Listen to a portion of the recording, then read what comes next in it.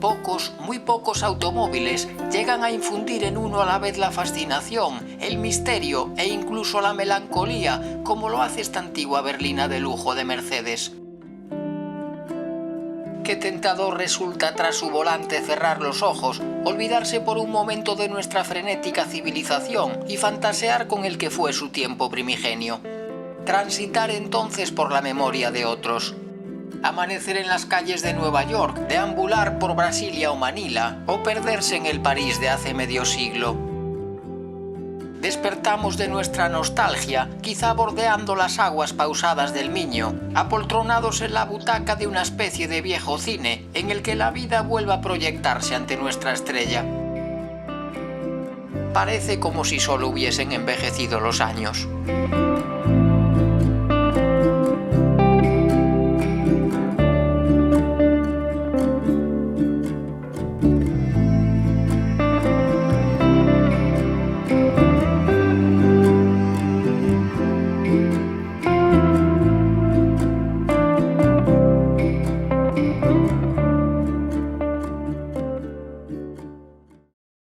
La historia de Mercedes-Benz nunca ha sido fácil, y no por las adversidades que las encontró en su camino, sino por la complejidad de sus gamas, denominadas con códigos internos que no tienen relación con el nombre comercial de los diferentes modelos.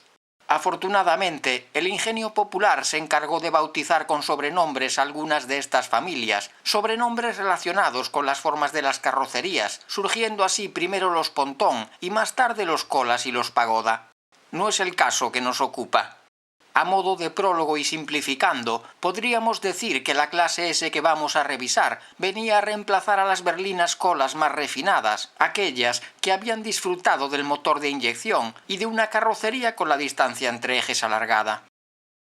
Estos sedanes de 6 cilindros, los Colas o Fintail, aparecían en 1959 con las denominaciones 220, 220S y 220 SE, atendiendo todas ellas a la nomenclatura interna W111.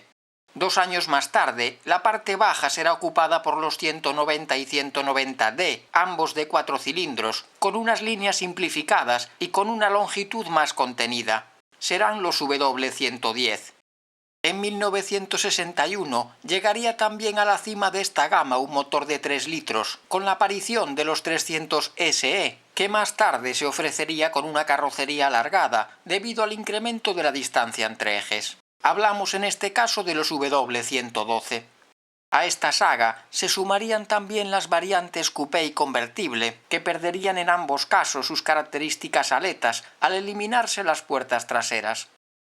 Comprobamos cómo los Colas, a los que en otra ocasión volveremos con el detalle que merecen, llegarían a ser la espina dorsal de la oferta de Mercedes desde comienzos de los años 60, y lo serían hasta mediados de esa década, ya que en el verano de 1965 el fabricante alemán decide reestructurar buena parte de su gama. A partir de entonces, el peldaño de acceso a la estrella estaría formado por los 200 y los 200D. Se añadía a ellos un 230 de 6 cilindros, con su sencilla carrocería, y por encima de este aparecía el 230S, más potente y de mayores dimensiones.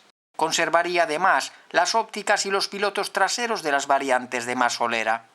Con los Colas situados ahora en la parte baja y media de la oferta, a Mercedes le faltaría por cubrir el inmenso espacio que quedaba vacío entre este nuevo 230S y el fastuoso 600. Para ello, la firma de Stuttgart presentaba también ese mismo verano a los 250S, 250 SE y 300 SE, con 130, 150 y 170 caballos respectivamente.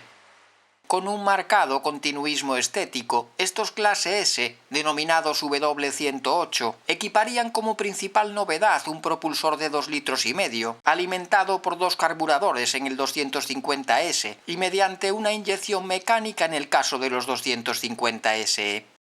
Dotados de un árbol de levas en culata, serían una evolución del 6 cilindros en línea más pequeño de la casa, aunque en este caso su cigüeñal contaría con 7 apoyos en lugar de 4.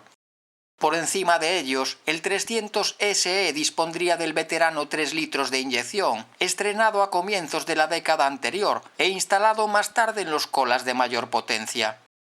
Mercedes-Benz aseguraba que el recién llegado aportaría aquellas cualidades que los acaudalados clientes de todo el planeta estaban dispuestos a requerirle. Seguridad, fiabilidad, confort y rapidez, a lo que se sumaría algo casi tan importante entonces como era el valor perdurable en el tiempo. Todo ello se conseguía sin reparar en los costes, mediante una profunda evolución de lo conocido, que afectaba tanto al diseño como a la técnica empleada. La carrocería mantiene la estructura autoportante con zonas de deformación programada en caso de choque, una solución que se había estrenado en sus antecesores. Más anchos y de líneas más discretas, los recién llegados conservarán el característico empaque de los automóviles de la firma. Se incrementa la superficie acristalada y se varían las formas del parabrisas, de la luneta posterior y del techo. Sería, sin embargo, la zaga la que resultaba más alterada, siguiendo los pasos de los bellísimos cupés y convertibles que hemos visto, salidos del lápiz de Paul Bracq, que también firmaría las líneas de estas berlinas. En el interior, las mayores cotas se traducen en un incremento de la habitabilidad, a pesar de conservarse la distancia entre ejes de los primitivos colas. Lo que más destaca en el renovado habitáculo es que la instrumentación del tipo termómetro, propia de estos, se sustituye por una convencional con los relojes circulares. Las experimentadas suspensiones, independientes en ambos ejes, contarán en el trasero con un muelle compensador hidroneumático, los 4 frenos de disco dispondrán de servofreno y la dirección asistida sería ofrecida de serie en el 300 y opcional en los 2,5 litros. Las cajas de cambio, manuales o automáticas, contarán con 4 velocidades y mando en la columna de la dirección. El equipamiento sigue la tónica del fabricante y previo pago estarán disponibles el aire acondicionado, el cierre centralizado o los elevalunas eléctricos en las 4 ventanillas, entre otras opciones. Tras su paso por el Salón Internacional del Automóvil de Frankfurt, celebrado en el otoño de ese año 65, los grandes Mercedes estarían en condiciones de competir con lo más selecto de la producción mundial. Entre sus rivales fabricados entonces en la República Federal Alemana no encontramos nada semejante. BMW disponía de una berlina media de su denominada nueva clase, equipada en el caso del 1800 más potente, con un 4 cilindros de 90 caballos. ¿Y Audi? Audi renacía de su letargo gracias a Volkswagen en el mismo certamen en el que Mercedes presentaba sus S, con otro sedán de menos de 4,5 metros de longitud. El Audi a secas, dotado de un motor de 1.700 centímetros cúbicos, capaz de entregar poco más de 70 caballos y desarrollado por Daimler-Benz. Sería curiosamente Opel la única marca alemana que ofreciese también berlinas de gran porte, animadas por motores de 6 e incluso 8 cilindros, bajo las formas angulosas de los Capitan, Admiral y Diplomat. Entre los constructores foráneos, Lancia, por ejemplo, podía plantar cara al menos en elegancia a los de Stuttgart con el Flaminia, algo que intentarían también los Jaguar MK2 de 6 cilindros o sus clones, los Daimler con motor V8. Al otro lado del Océano Atlántico, la nueva clase S comienza a cosechar igualmente un notable éxito, convenientemente adaptado a las normativas federales. No hay que olvidar la importancia del mercado norteamericano para Mercedes, aquel que había hecho posible hacía una década el nacimiento de los alas de gaviota. La gama W108 se enriquece desde comienzos de 1966 con la llegada del 300 SEL o W109, cuya distancia entre ejes se alargaba 10 centímetros respecto a las berlinas conocidas, con el fin de incrementar el espacio en las plazas traseras. Más lujoso, de serie equipará cambio automático y, como había ocurrido con los colas de 3 litros, estará dotado también de suspensión neumática con control de nivel. El Salón del Automóvil de Barcelona, celebrado en mayo de ese año 66, al que acudirían los nuevos Mercedes, nos sirve de pretexto para conocer las novedades en el mercado nacional. Estarían representadas por 2 todo atrás, el Renault 8 y el Simca 1000, siendo lo más parecido al germano el Dodge Dart, ese Aiga, fabricado en Madrid por Barreiros desde hacía unos meses. Con el año 68 llegarán nuevas caras y corazones, pero ahora el protagonista principal no será nuestro invitado de hoy. En el Salón de Bruselas, celebrado a comienzos de esa temporada, Mercedes renueva su gama baja y media, con la aparición de un modelo entrecomilladamente compacto, que reemplazará a los últimos miembros de la familia Colas. Tendrá un diseño interior y un habitáculo parecido al de los S, aunque será algo más de 20 centímetros más corto. Junto a estos sedanes, conocidos como barra 8, el clase S estrenará un nuevo motor de 2,8 litros, una derivación del anterior, al que se le habían aumentado el diámetro de los cilindros. Como había sucedido en los 250, el 280 se desdoblará en dos niveles de potencia, 140 caballos DIN en el caso de estar alimentado con carburación, o 160 al recurrirse a la inyección mecánica indirecta. Con la nueva motorización, Mercedes anticipaba la llegada en el otoño de ese año de las berlinas 2500 y 2800 de BMW, conocidas como E3, y equipadas también con una mecánica de 6 cilindros de similares características. La aparición de los 280S y SE supone, por una parte, el retiro de los 250 SE y 300 SE, y por otra, la llegada del 280 SEL, un W108 con batalla larga, pero con la suspensión convencional por muelles. En la parte más alta, el 300 SEL equipará igualmente el propulsor de 2.800 centímetros cúbicos, pero con la potencia incrementada hasta los 170 caballos. Ello suponía la desaparición del legendario bloque de 3 litros de aleación ligera y carrera larga que se había instalado en los mismísimos 300 SL. El siguiente hito en nuestro relato nos lleva a conocer a uno de los Mercedes más carismáticos que se hayan producido. Desde 1963, el majestuoso y superlativo Mercedes 600 contaba con un V8 de 6,3 litros que lo situaba en la cumbre más absoluta del lujo y el refinamiento, y que fascinarían la vida real a Elvis Presley, a Mao Zedong o al emperador Hirohito, y en la ficción a la retorcida Angela Channing.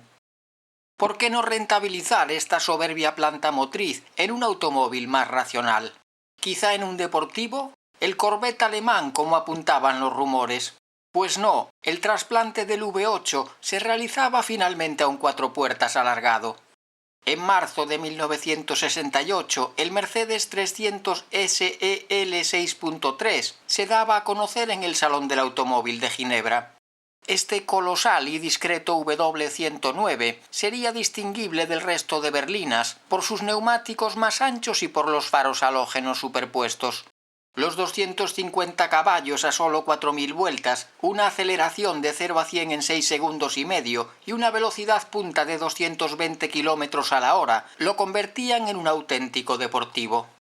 Como 300 SEL que era, el equipamiento sería suntuoso y la suspensión se confiaba al sistema neumático.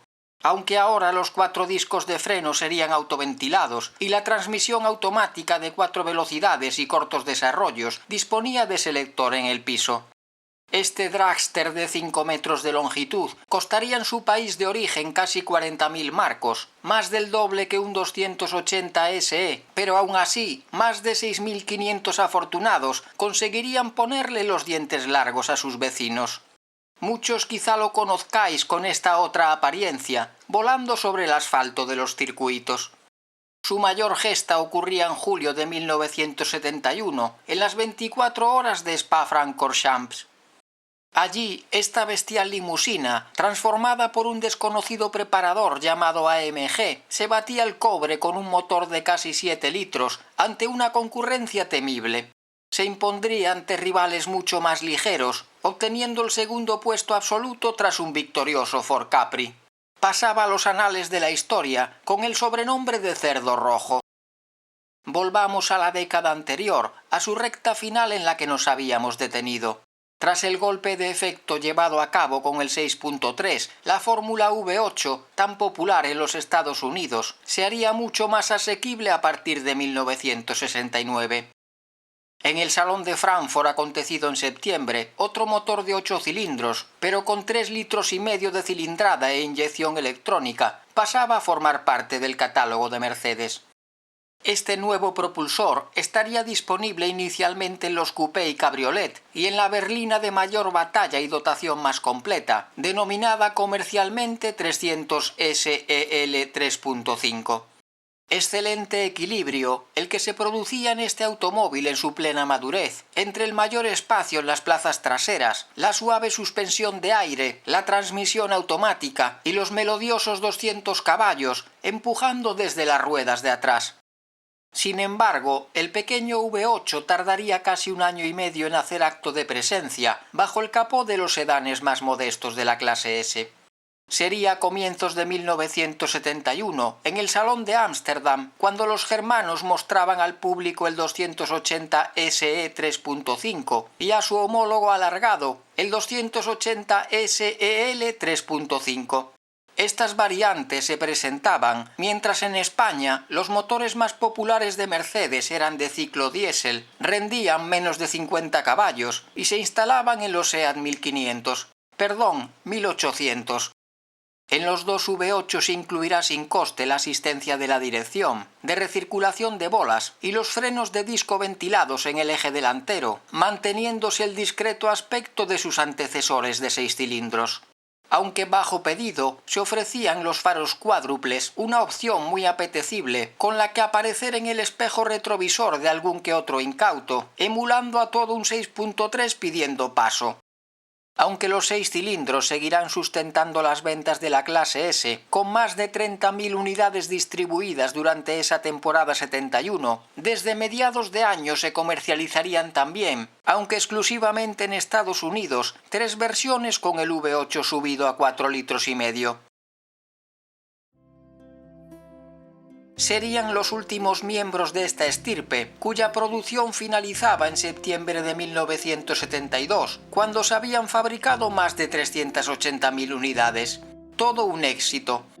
Una nueva clase S, la W116, presentada internacionalmente en la Costa Brava, volvería a impresionar al mundo.